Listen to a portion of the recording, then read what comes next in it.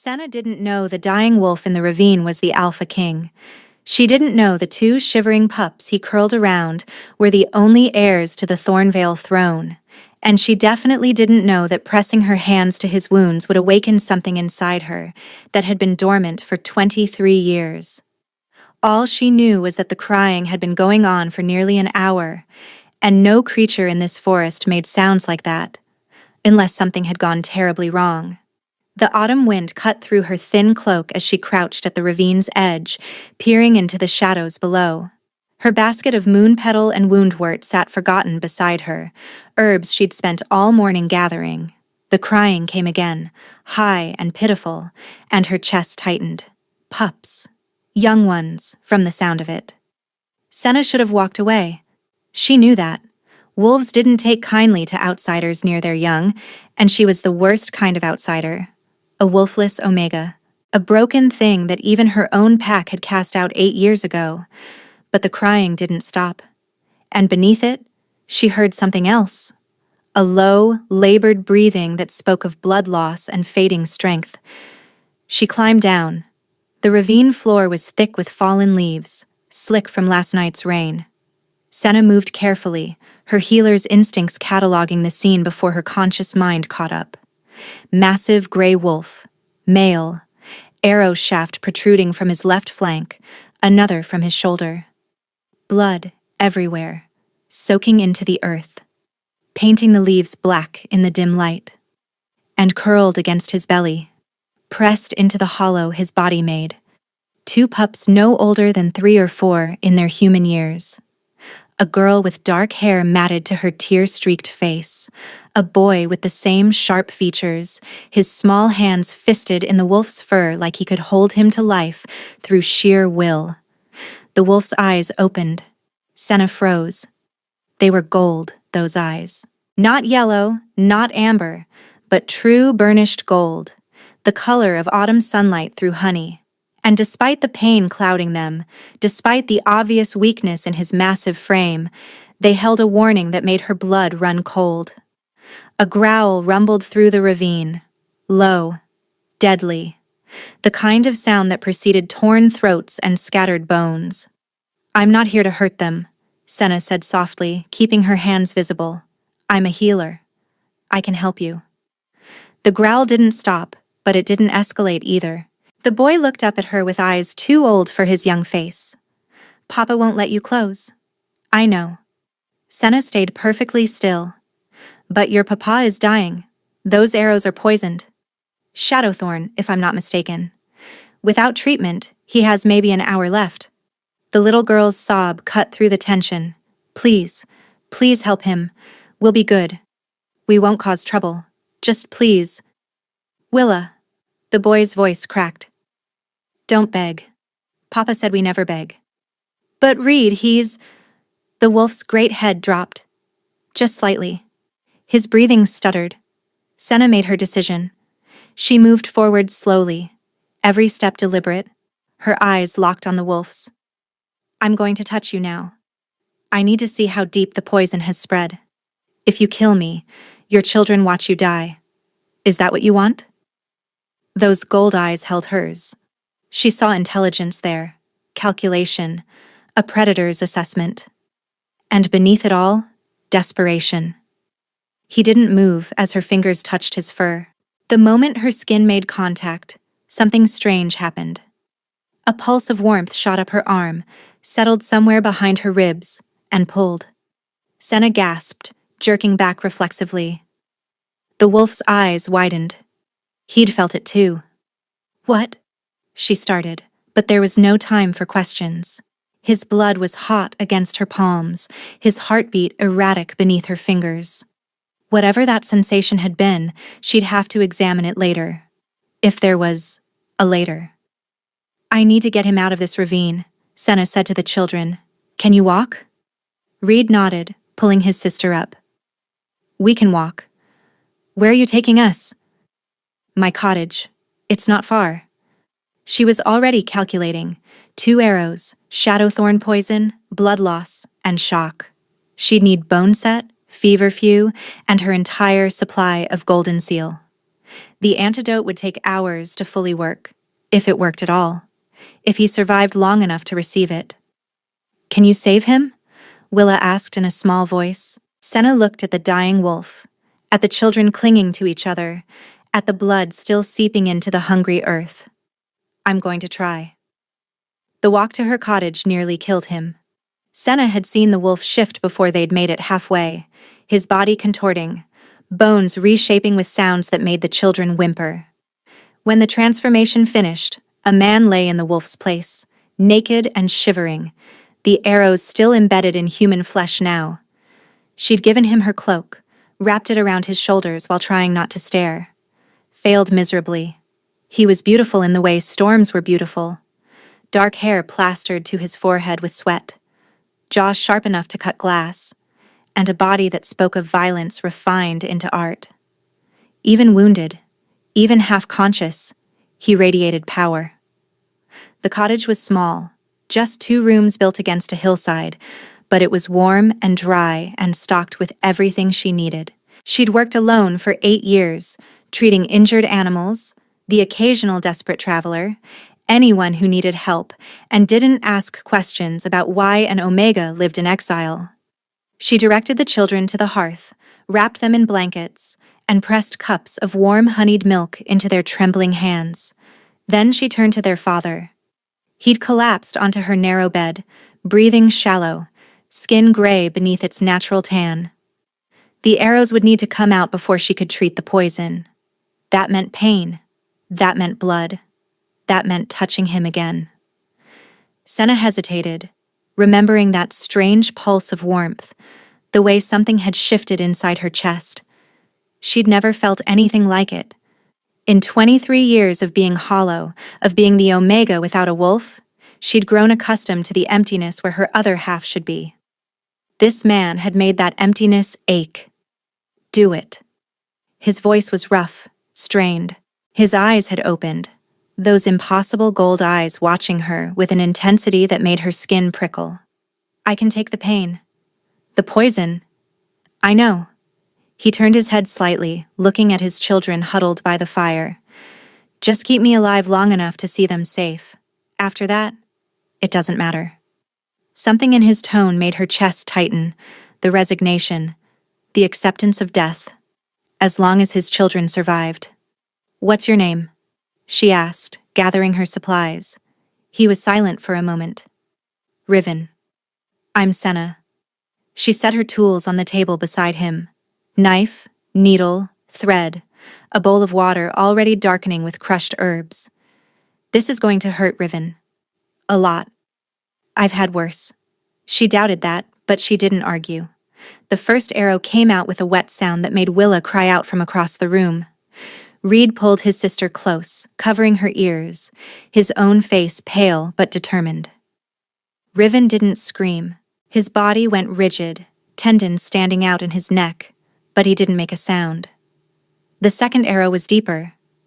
Senna worked carefully, her hands steady despite the blood slicking her fingers. She'd done this before, treated wounds that should have been fatal, coaxed life back into bodies that had every reason to give up.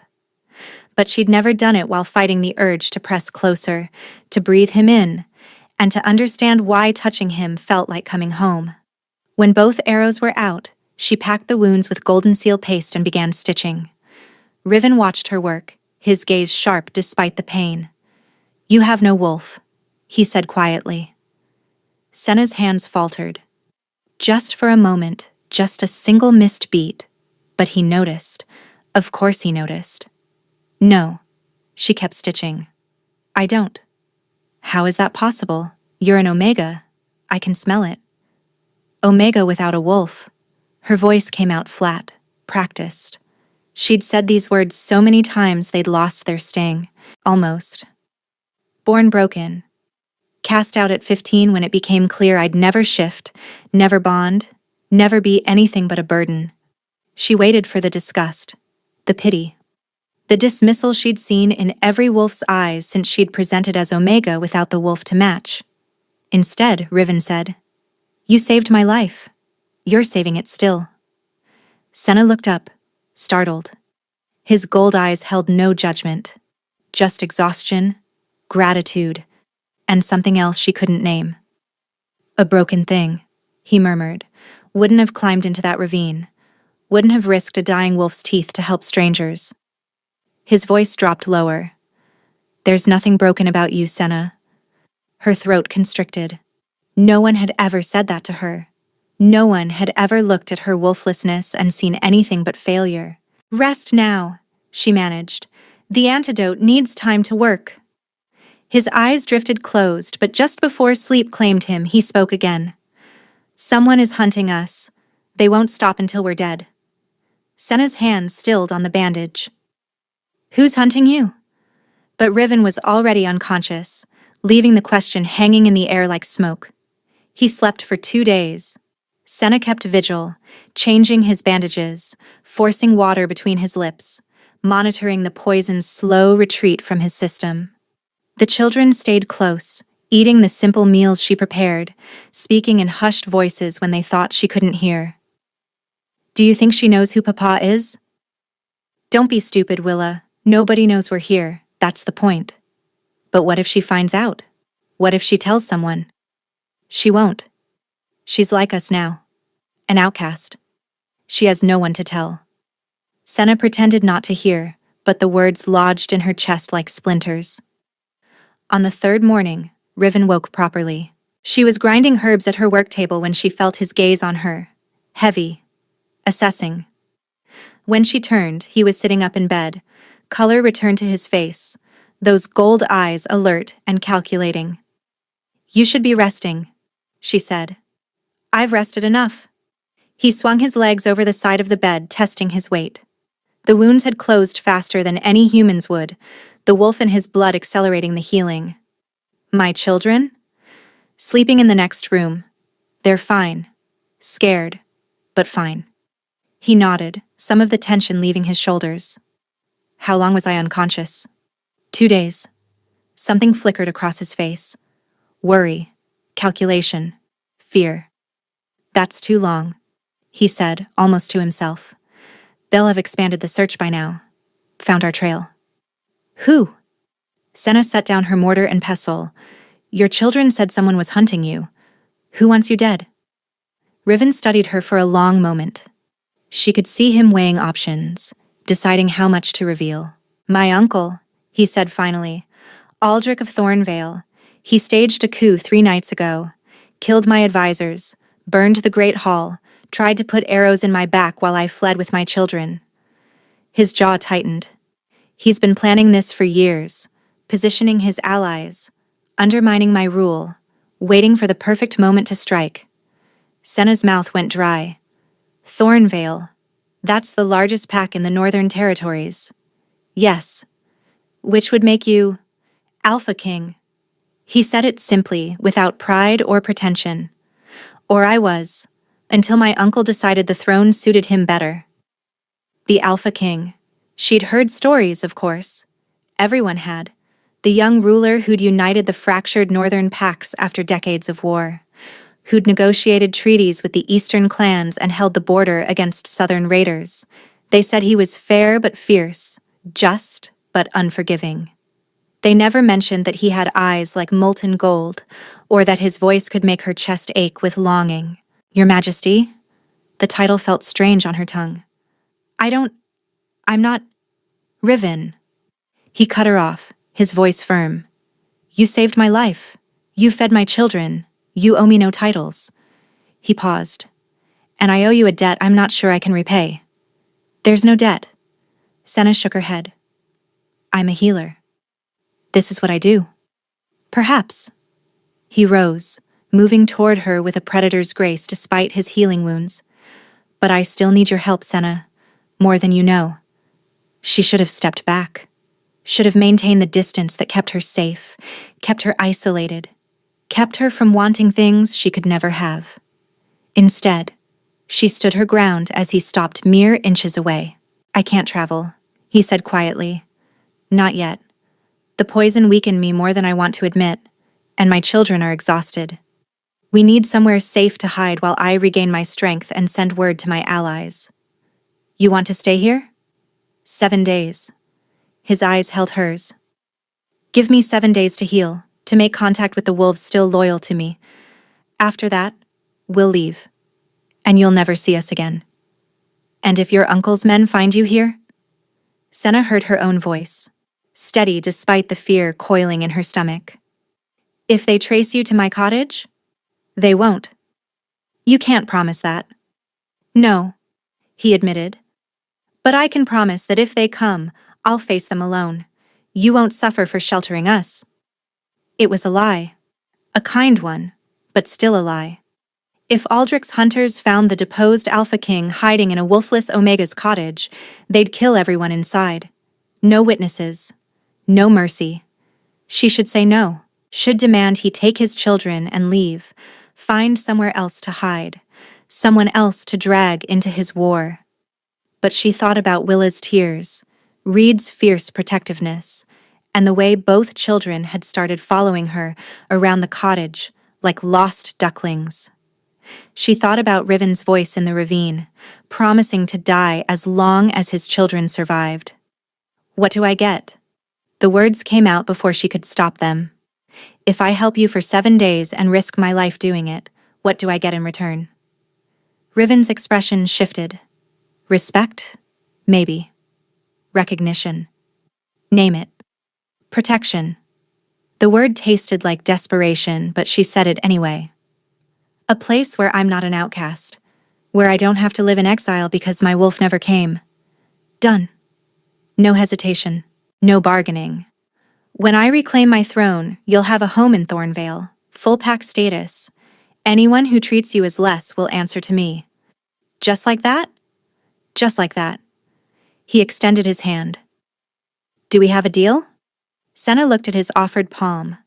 Broad, calloused, the hand of a warrior. She reached out and took it. The moment their skin touched, that pulse of warmth exploded through her again. Stronger this time. Undeniable. It raced from her palm to her heart, settled into her bones, and locked into place like a key finding its tumbler. Riven's breath caught. His grip tightened on her hand, not painful, but desperate. His pupils had dilated, the gold of his irises burning brighter. That feeling, he said roughly. What is that? Senna tried to pull away, but her body wouldn't cooperate. I don't know. I've never... Mate bond? The voice came from the doorway. They both turned to find Reed standing there, his young face knowing beyond his years. That's the mate bond, the boy said quietly. Papa always described what it felt like when he met Mama. A warmth that locks into place. He looked between them, something like hope flickering in his eyes. You're each other's mates. Senna's world tilted sideways. No, that wasn't possible. She was wolfless, broken. Mate bonds were for complete wolves, for omegas whose other halves had actually awakened. She couldn't read. Riven's voice was strained. Go check on your sister. The boy hesitated, then retreated into the other room. Slowly, Riven released Senna's hand. The warmth remained, pulsing gently in her chest, refusing to fade. Is he right? She whispered. Is that what this is? Riven's expression was unreadable. It feels like the stories say it should, but you don't have a wolf. A bond shouldn't be possible. Then what is it? He was quiet for a long moment, staring at his own palm like it had betrayed him. I don't know, he admitted finally, but I intend to find out. He turned away, moving to the window to stare out at the forest beyond. His shoulders were rigid, tension radiating from every line of his body. 7 days, he said, not looking at her. After that, you're free to walk away. Whatever this is between us. He paused, seeming to struggle with the words. It doesn't obligate you to anything. I won't trap you, Senna. Not with bonds, not with debts, not with anything. The words should have reassured her. Instead, they made her chest ache with something that felt dangerously close to disappointment. Get some rest, she managed. Your wounds still need time to heal. She fled to her herb garden before he could respond, her hand still tingling where he'd touched her. 7 days, she told herself. 7 days, and then he'd be gone, and she could go back to her quiet, lonely life.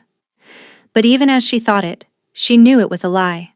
Whatever had sparked between them in that handshake, whatever bond had somehow formed despite her brokenness, it wasn't going to let her go that easily. And the terrifying part? She wasn't sure she wanted it to. The next 2 days passed in a strange rhythm. Mornings, Senna checked Riven's wounds, applied fresh poultices, monitored the last traces of Shadowthorn leaving his system. His body healed faster than she'd expected, the wolf in his blood-knitting flesh and muscle with supernatural efficiency. By the 4th day, only faint pink scars remained where the arrows had pierced him. Afternoons belonged to the children. Willa had latched onto Senna like a burr, following her through the cottage, asking endless questions about herbs and healing and why she lived alone in the forest. Reed was more reserved, watching from doorways, his young eyes carrying burdens no child should bear. "Papa used to take us hunting," Willa said one afternoon, helping Senna sort dried lavender. "Before Mama died. We'd run through the Thornvale woods and he'd teach us to track deer." "Your mother?" Senna hesitated. "When did she pass?" "3 winters ago." Willa's small fingers stilled on the lavender stems. "The sickness took her." Papa held her hand until the end. A knot formed in Senna's stomach. She looked through the window at Riven, who stood at the edge of her property, staring north toward the mountains, toward home. "He hasn't been the same since," Reed said quietly from the corner. Senna hadn't realized he was listening. "He rules because he has to, fights because he must. But something in him broke when she died." "Reed!" Willa's voice was sharp. "Don't say that." "It's true." The boy's eyes met Senna's. "You're the first person he's looked at since Mama." "Really looked at. I saw him watching you yesterday while you worked in the garden." Heat crept up Senna's neck. "I'm just his healer." Reed's expression was far too knowing for a child his age. "If you say so." That evening, Riven told her about Thornvale. They sat by the fire after the children had fallen asleep, the flames casting dancing shadows across his face. He spoke of towering pine forests and mountain streams that ran cold and clear, of the great stone keep where his family had ruled for 12 generations, of feast halls and training grounds, and a library that held texts older than memory. "It sounds beautiful," Senna said softly. "It was." His jaw tightened. "Before my uncle filled it with traitors." "How many wolves stayed loyal to you?" "I don't know." The admission seemed to cost him. Aldrich struck during the Blood Moon celebration, when everyone was drunk and distracted. "My personal guard died buying us time to escape. After that?" He shook his head. "I've heard nothing. For all I know, everyone who supported me is already dead." The rawness in his voice made her reach out instinctively, her fingers brushing his arm. That warmth pulsed between them again. Gentler now, but no less present. Riven looked at her hand on his arm, then at her face. Something shifted in his expression. "You should know something," he said quietly. "If I reclaim the throne, I'll be expected to take a new mate. Someone political. An alliance marriage to secure support." The words hit her like ice water. Of course, he was a king. Kings didn't bond with wolfless outcasts, no matter what strange magic sparked between them. "I understand." She pulled her hand back. "The bond, whatever it is, it doesn't have to mean anything." "That's not—" He stopped, frustration flickering across his features. "I'm not saying I want that. I'm saying it's what my council will demand, what my people will expect." "And what do you want?" The question hung between them. Before he could answer, a howl split the night air. Distant, but unmistakable.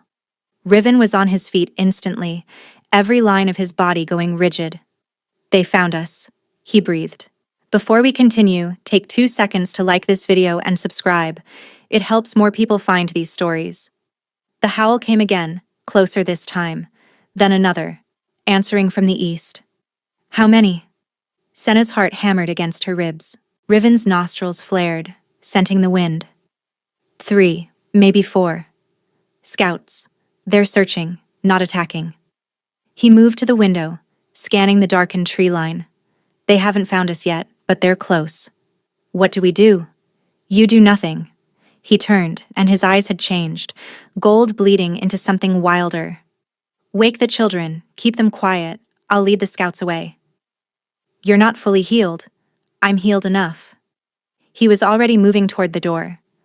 If I'm not back by dawn, take Willa and Reed south. There's a village called Briar Hollow 2 days' walk from here. Find a woman named Mira. Tell her the king sent you. She'll protect them. Riven. He stopped, hand on the door frame, and looked back at her. Thank you, Senna, for everything. Then he was gone, melting into the darkness like he'd been born from it. Senna stood frozen for 3 heartbeats. Then she moved. The children woke without protest, their eyes wide, but their mouths silent. They'd done this before, she realized, hidden while their father drew danger away. The thought made her sick. She gathered them into the root cellar beneath the cottage floor, a space she'd dug herself for storing winter vegetables. It was cramped and cold, but it would muffle sound and scent. Stay here, she whispered. Don't make a sound, no matter what you hear. Where's Papa? Willa's voice trembled. Leading them away, he'll be back. Promise? Reed asked, and for once, he sounded like the child he actually was. Senna couldn't promise. She knew better than to make oaths she might not keep. I'll keep you safe, she said instead. That's my promise. She closed the cellar door and scattered dried rosemary across the floor, an old trick to confuse tracking wolves. Then she waited. An hour passed. 2. The howls grew distant, then silent. Senna's hands wouldn't stop shaking. She brewed tea she didn't drink, checked on the children through the cellar door, paced until her legs ached. Dawn broke gray and cold. Riven didn't return. By mid-morning, Senna made a decision. She left the children with strict instructions. Stay hidden, stay quiet, don't open the cellar for anyone but her or their father, and she went into the forest. Tracking wasn't her gift. She had no wolf to guide her, no supernatural senses to follow a scent trail. But she knew these woods. Every game path, every stream, every hollow where a wounded man might hide. She found him by the river. He was human again, slumped against a boulder, fresh blood seeping through his shirt. New wounds, claw marks raking across his ribs. You're supposed to be with the children. His voice was thin, strained. The children are hidden. Senna dropped to her knees beside him, already assessing the damage. You killed them? The scouts? 3 of them. The 4th ran. His laugh was hollow, pained. Aldrich will know where we are now. He'll send more. Then we have time while they regroup. She pressed her hands against the deepest gash, feeling the warmth of his blood against her palms. Can you walk? Do I have a choice? No. She helped him up, his arm heavy across her shoulders, his weight pressing against her side. The mate bond hummed at the contact, and she felt something else through it. His pain, his exhaustion, his desperate fear for his children. You shouldn't have come for me, he murmured as they stumbled toward the cottage. You don't get to die before our deal is finished. She adjusted her grip on his waist. 7 days, remember? You still owe me 4 more? His laugh was weak, but genuine. Stubborn woman. Broken woman, she corrected without thinking. Remember? Riven stopped walking.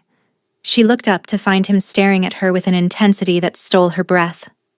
There's nothing broken about you, he said, echoing his words from that first night. And anyone who told you otherwise was a fool. He kissed her forehead, soft, fleeting, gone before she could react, then started walking again, leaving her stunned and trembling in his wake. The next 2 days were the strangest of Senna's life. She treated Riven's new wounds, changed his bandages, forced him to rest when he wanted to plan and strategize. The children emerged from hiding cautiously at first, then with increasing confidence as they realized the immediate danger had passed. But underneath the routine, something had changed. Riven watched her now. Not the calculating assessment of those first days, but something warmer. Something that made her skin prickle with awareness whenever she caught him looking. And she watched him back. She watched him with his children, the way his entire demeanor softened when Willa climbed into his lap, or Reed asked for a story. She watched him chop wood despite her protests, insisting he needed to move, to rebuild his strength. She watched him at night, when he thought she was asleep, standing guard by the window like he could hold back his uncle's army through sheer will. One night, Willa had a nightmare.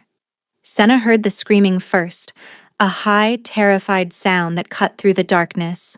She was on her feet before she was fully awake, moving toward the children's pallet by instinct. But Riven was already there. He sat on the floor beside his daughter, her small body gathered against his chest, his large hand stroking her hair. He was murmuring something too soft for Senna to hear, but whatever it was, it worked. Willa's sobs slowly quieted. "Bad dream," Reed explained from his own blankets, his voice tired. "She gets them sometimes. About the night we ran." Senna's heart clenched. She retreated to her work table, giving them privacy, but she couldn't stop herself from watching. From seeing the way Riven held his daughter like she was the most precious thing in existence. When Willa finally fell back asleep, Riven looked up and caught Senna staring. Neither of them spoke. He rose carefully, settling Willa back onto the pallet, then crossed the room to where Senna sat. The fire had burned low, casting everything in amber and shadow. "I didn't mean to wake you," he said quietly. "You didn't." She gestured to the herbs spread before her. "I couldn't sleep anyway. Too much to think about." "Like what?" "Like you," she thought. "Like this impossible bond. Like what happens when the 7 days end and you disappear back into your world." "Like how we're going to get you home," she said instead. "Your uncle will have scouts everywhere by now, traveling with 2 children. I'll find a way." He sat down across from her, close enough that their knees almost touched. "I've sent word through the old channels. If any of my allies survived, they'll know where to find me." "And if they didn't survive?" His jaw tightened. "Then I build new alliances, gather the scattered, come back stronger." He paused. "It might take months, years even. And your children? They stay with me." No hesitation.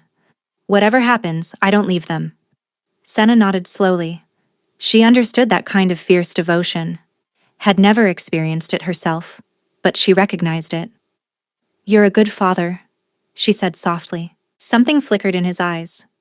"I try. Their mother was better at it.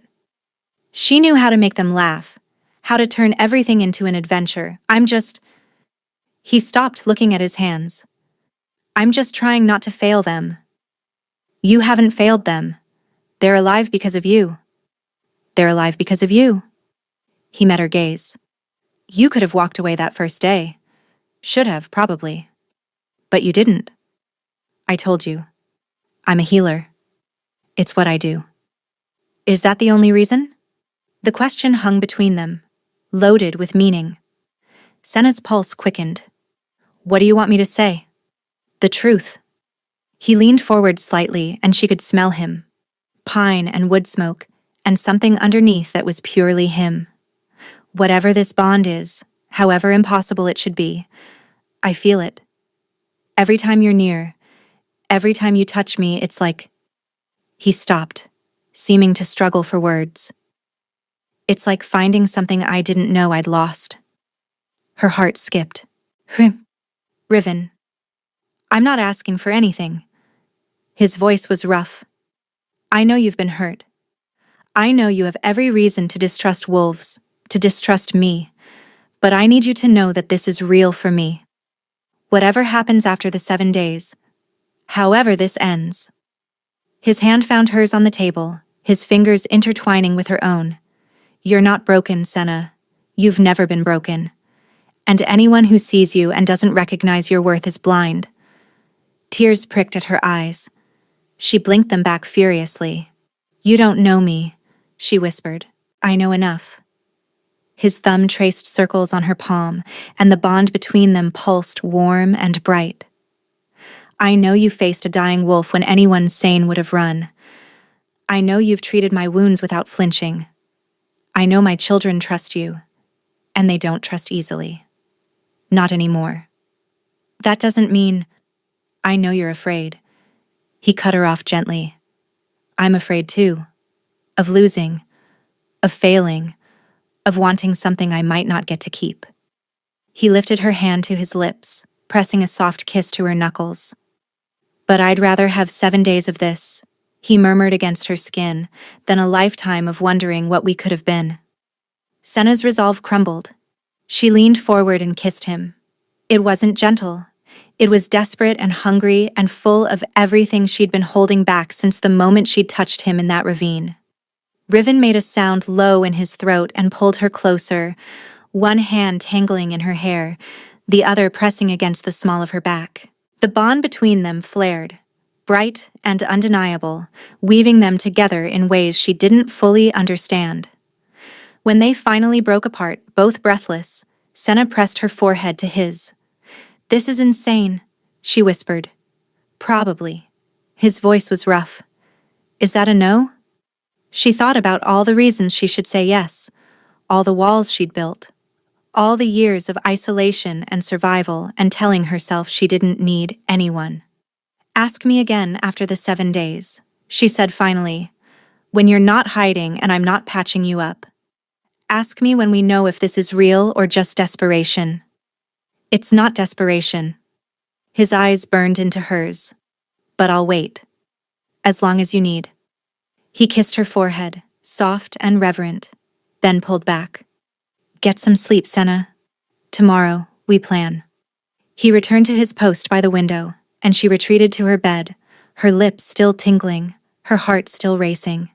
She didn't sleep, but for the first time in 8 years, the loneliness that had been her constant companion felt a little less absolute. The following morning brought visitors. Senna was grinding feverfew when she heard the horses. Multiple sets of hooves, moving fast, getting closer. Riven was already at the window, his body coiled tight. "How many?" she asked, setting down her mortar. "6 riders, armed." His voice was deadly calm. "They're wearing Aldrich's colors." Senna's pulse spiked, breath catching in her throat. "The children?" "Already hidden." Reed's voice came from the cellar door, which sat slightly ajar. "Will is with me. We won't make a sound." Riven crossed to Senna in 3 strides. "Listen to me. Whatever happens, you don't know who I am. I'm just a traveler you found injured in the forest. You treated me because that's what you do." "They won't believe that." "They don't have to believe it. They just have to doubt enough to leave you alive." His hands gripped her shoulders. "If things go wrong, if they try to take you, I can handle myself." "Senna?" His voice cracked. "Promise me. If they try to take you, you run. You take the children and you run. Don't look back. I'm not leaving you. You are if it means surviving." He pressed his forehead to hers just for a moment. "Promise me." The hoofbeats were louder now. "Almost here." "I promise," she lied. The knock came hard enough to rattle the door on its hinges. Riven stepped back, positioning himself behind the door where he'd be hidden when it opened. Senna took a breath, smoothed her expression into something neutral, and lifted the latch. The man on her doorstep was tall and angular, with a cruel mouth and eyes the color of dirty ice. Behind him, 5 warriors sat mounted, their hands resting on sword hilts. "Good morning." His smile didn't reach his eyes. "We're looking for a fugitive. A man traveling with 2 children. Seen anyone matching that description?" "No." Senna kept her voice steady. "I live alone. Don't get many visitors." "Is that so?" He looked past her, scanning the cottage's interior. "Mind if we take a look inside, just to be certain?" "I do mind, actually. This is my home." The man's smile turned sharp. "Wasn't really a question. He pushed past her, and his warriors dismounted, filing in behind him. Senna's stomach lurched as they searched, overturning baskets, rifling through her herbs. One of them kicked apart her carefully stacked firewood. Riven was gone. She didn't know how, didn't know where, but the space behind the door was empty. Interesting. The leader picked up a bloodied bandage from her waste bin. You said you live alone. What's this from? I'm a healer. I treat injured animals. Animals? He lifted the bandage to his nose, inhaling. His eyes narrowed. This blood is wolf. Senna's stomach dropped. A wounded wolf came to my door 3 days ago, she said, the lie flowing easily. I treated him and he left, that's all. A wolf came to you. He stepped closer, crowding her space. And you, a wolfless Omega, just decided to help? He knew. She could see it in his eyes. He knew exactly who she'd been hiding. Where are they? His hand closed around her throat, not squeezing, but threatening. The king and his whelps. Tell me, and I'll make your death quick. I don't know what you're talking about. Liar. His grip tightened. My scouts tracked them to this area. They're here somewhere. And you're going to tell me where. Black spots danced in Senna's vision. Then a voice came from the doorway, cold as winter steel. Let her go. The leader spun. Riven stood in the entrance, fully shifted into his wolf form, massive, gray-furred, and radiating power that made the air itself feel heavy. His gold eyes burned with lethal promise. Your Majesty. The leader released Senna, who stumbled back, gasping. We've been looking for you. Riven shifted back to human form, naked and unashamed, his gaze never leaving the man who'd threatened his mate. You found me. Now you get to decide how you die. The fight was brutal and brief. Riven moved like violence made flesh, tearing through the first 2 warriors before they could draw their swords. The third managed a wild slash that opened a cut across Riven's shoulder, but he barely seemed to notice. He caught the man's wrist, twisted, and the warrior's own blade found his throat. Senna grabbed a knife from her work table. The 4th warrior came at her, clearly thinking the wolfless Omega would be easy prey. She proved him wrong. 8 years of living alone in the wilderness had taught her things: where to strike, how to move. The blade found the gap in his armor and he went down screaming. She'd never killed before. She didn't have time to feel it. The 5th warrior fled. Riven let him go. A message, Senna realized, a warning to Aldrich that his brother's son still lived. That left the leader. He was on his knees now, Riven's hand around his throat, lifted half off the ground. His cruel eyes had gone wide with fear. Please. The word came out strangled. I was just following orders. You put your hands on her. Riven's voice was barely human. You threatened to kill her. For that alone, I should tear out your heart. Riven. Senna's voice cut through his rage. Wait. He looked at her, and she saw the wolf in his eyes, barely leashed, hungry for blood. He knows things, she said carefully. Aldrich's plans, his weaknesses, the location of his forces. Dead men can't answer questions. For a long moment, she thought Riven would kill him anyway. Then, slowly, the gold in his eyes receded. Bind him, he said to no one in particular. We'll take him with us. Take him where? Senna asked. Before Riven could answer, the sound of horses reached them again. More this time. Many more. Senna's heart seized, but Riven was smiling. Right on time, he murmured. 20 riders burst from the tree line, their armor gleaming in the morning sun. At their head rode a woman with silver-streaked hair and a face like carved granite. My king. She dismounted in a fluid motion, dropping to one knee. We came as quickly as we could. Counselor Vex. Riven's voice warmed. It's good to see you alive. It'll take more than Aldrich's treachery to kill me. The woman rose, her sharp eyes sweeping over the scene, the dead warriors, the bound prisoner, Senna standing blood-spattered with a knife in her hand. I see you've been busy. I had help. Riven looked at Senna with an expression that made her breath catch. More than I deserved. The cellar door burst open, and Willa came flying out, Reed close behind. Papa! She launched herself at Riven, who caught her despite his wounds. You won. You beat them all. We won, he corrected, his eyes still on Senna. All of us. Counselor Vex organized the chaos with military efficiency. The bodies were removed. The prisoner was secured. A tent was erected outside the cottage for the warriors who would stand guard. And then she told them what she'd learned. Aldrich's hold is crumbling, Vex said, spreading a map across Senna's table. He overplayed his hand. Too many wolves died in the coup, and the packs are angry. He's been conscripting warriors, forcing loyalty through fear, but it's not holding. How many still support him? Riven asked. Perhaps 300, maybe fewer. Her finger traced a route on the map. If we move now, while he's still consolidating, we can end this in a single strike. The children will be protected. Vex's voice softened slightly. I've brought my best trackers. They'll guard them with their lives. Riven was quiet for a long moment, studying the map. When do we move? He asked finally. Tomorrow at dawn. It's a 2-day ride to Thornvale. We hit them on the 3rd morning before Aldrich expects us. Riven nodded slowly. Then he looked at Senna. I have to see this through. But you've more than fulfilled our bargain. You're free to stay here, safe, while we... No. The word came out sharper than she intended. Riven blinked. No? I'm coming with you. She lifted her chin, daring him to argue. You'll have wounded after the battle. You'll need a healer. Senna, this isn't your fight. It became my fight when I climbed into that ravine.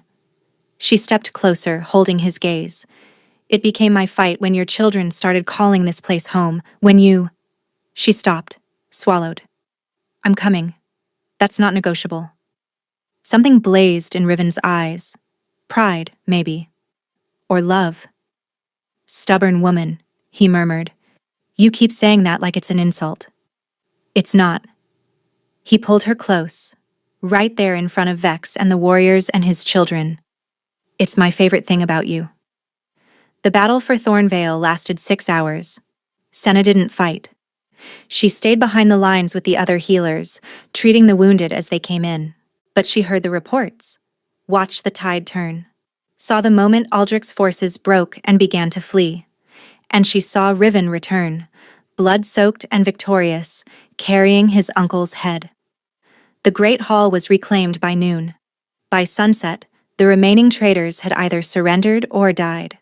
By nightfall, the wolves of Thornvale were chanting their king's name.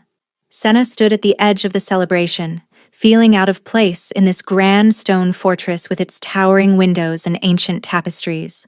She'd cleaned the blood from her hands, borrowed a dress that didn't quite fit, and tried to make herself invisible. It wasn't working.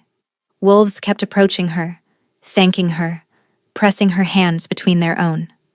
Word had spread about the Wolfless Omega who'd saved their king, who'd sheltered his children, who'd killed a warrior twice her size with a kitchen knife.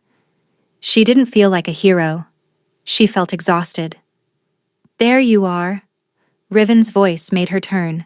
He'd bathed and changed, the blood and grime replaced by fine wool and polished boots. A thin crown sat on his brow. Not gold, but iron. A warrior king's crown. Your Majesty. She started to curtsy. Don't. He caught her hands, stopping her. Not you. Never you. Riven, I need to say something. He pulled her closer, away from the crowd, into a shadowed alcove where they could be alone. The 7 days are over. Our bargain is fulfilled. Her heart stuttered. I know. Which means you're free to leave. I promised you a home here, and that promise stands. But if you want to go, if you want to return to your cottage and your quiet life... He took a breath. I won't stop you. Is that what you want? No. The word came out raw. What I want is for you to stay.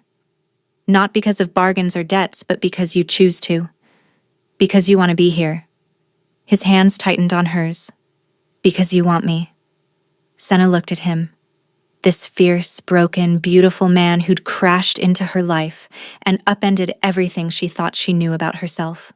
"I'm Wolfless," she said quietly. "Your council will never accept—" "My council can go hang." His voice was fierce.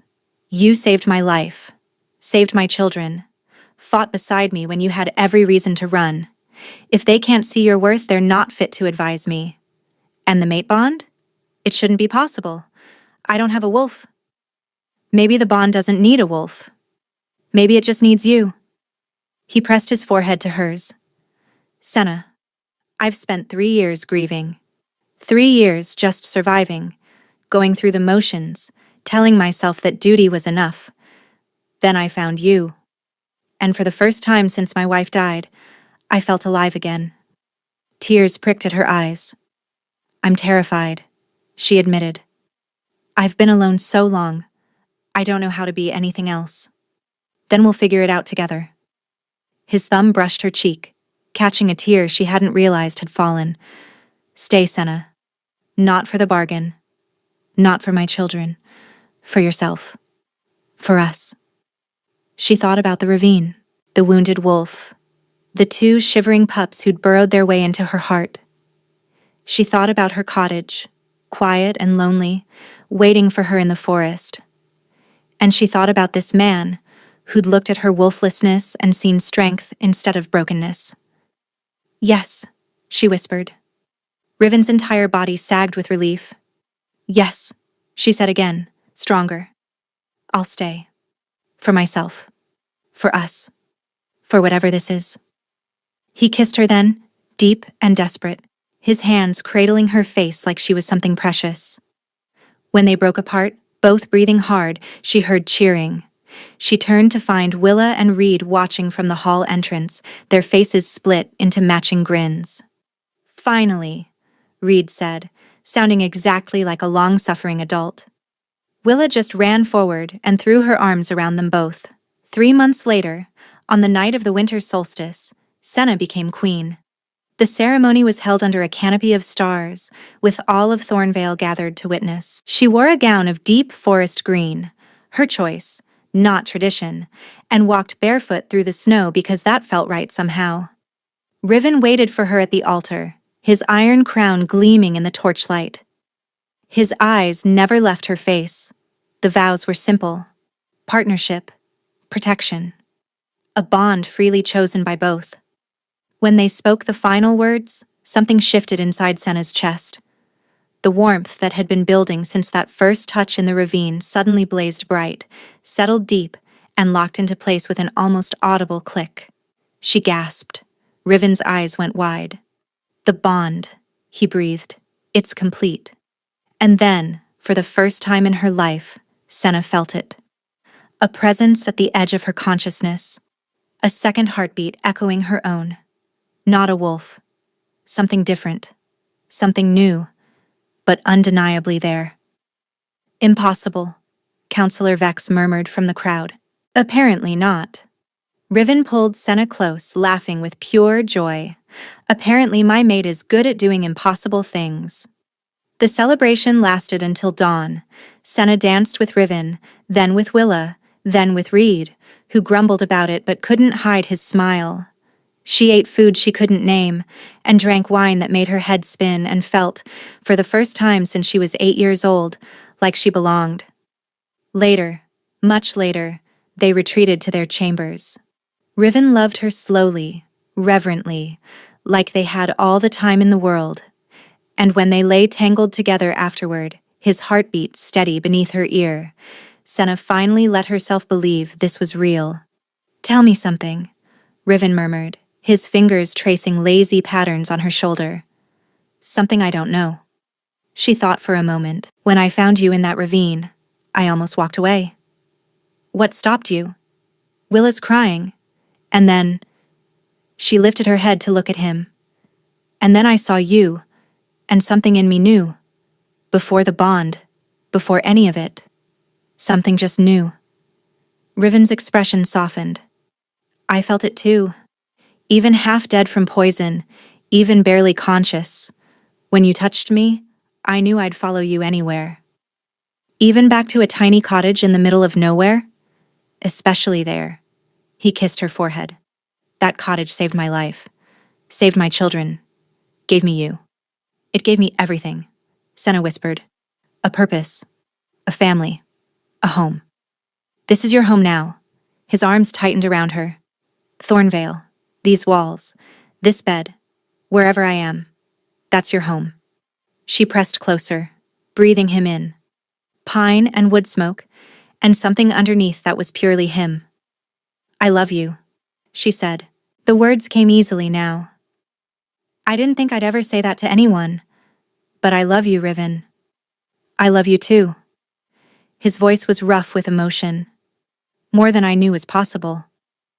They fell asleep like that, wrapped around each other, the bond humming between them like a promise. Senna had found a wounded wolf guarding twin pups and decided to save him. She hadn't known he was the Alpha King. Hadn't known the impossible bond that would form between them. Hadn't known that a wolfless Omega could become queen of the largest pack in the Northern Territories. But she knew now. And as the winter sun rose over Thornvale, painting the snow in shades of gold, she smiled. She'd poured everything she had into saving a stranger in a ravine, and he'd given her the world. Fair trade, she thought, the best one she'd ever made. Where are you listening from? Let me know in the comments. I love connecting with you. And if this story touched your heart, please subscribe.